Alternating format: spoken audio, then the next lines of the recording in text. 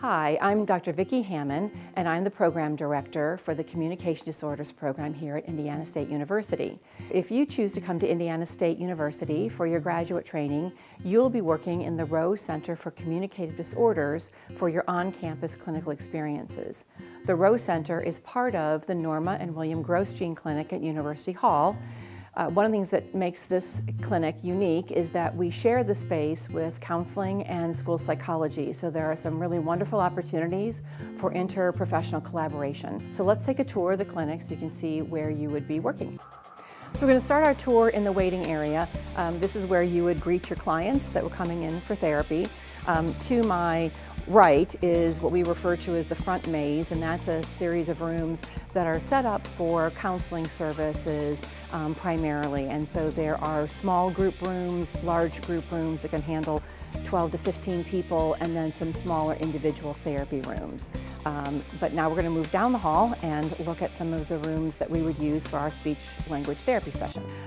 When this building was remodeled a number of years ago, they added this clinic space, and one of the advantages is that we have different sized rooms. So we've got some very large therapy rooms that allow you to set up maybe independent stations for preschool clients or to accommodate wheelchairs if our clients have some mobility issues.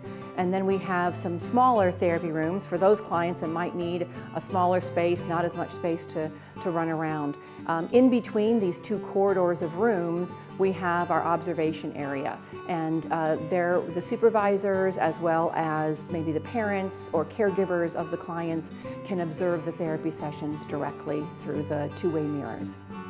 So this is the voice and speech function laboratory. In this lab we have equipment, the VisiPitch, we have an aerodynamic assessment system, ambulatory phonatory monitoring, a video endoscope, as well as a video otoscope. And so students get experience with this instrumentation as part of their graduate courses. So sometimes students will ask me, do I need to bring my own therapy materials, or are we expected to supply those? And the answer is no. As you can see behind me, we've got a very well-stocked, we call our toy materials room.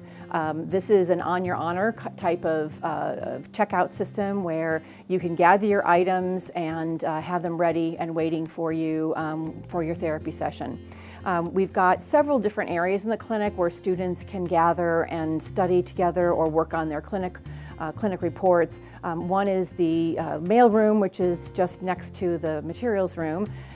As we walk through the clinic, you'll see that there are lockers available. Sometimes I think students feel like they're going back to high school when they're coming to graduate school, but it really provides a nice secure place for your personal belongings. We also have a kitchenette in the clinic, and so you can bring your lunch to campus. So this is our video room. Inside each therapy room, there's a set of two toggle switches. When you turn those on or flip those on, it automatically begins recording the audio and video of your session onto a university server. You can then come to this room after the fact and review your therapy session, so you can use it for confirming some of the information you gathered during your session. Your supervisor might ask you to look at specific sections to assist in your clinical training, or you may be able to use this room simply to observe some of your colleagues doing therapy as well. One of the unique aspects of our program is that we have what's called a floater system. That means that as a graduate clinician, you are assigned a client that you would float or cover for if the assigned clinician is unable to do so.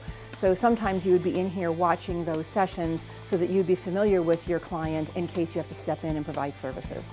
So this is our secure materials room. So test protocols that are quite valuable are kept here in locked cabinets, and so you would be checking them out for use. It's also where we keep all of our client files, and so they're also kept in a secure area. One convenient way that we use to not only give you access to the clinic, but also to check out materials is by using a barcode system. So your university ID's magnetic strip will be tied to our inventory system, and so all you have to do is have your ID, you swipe it, and you're able to check out the materials from this room.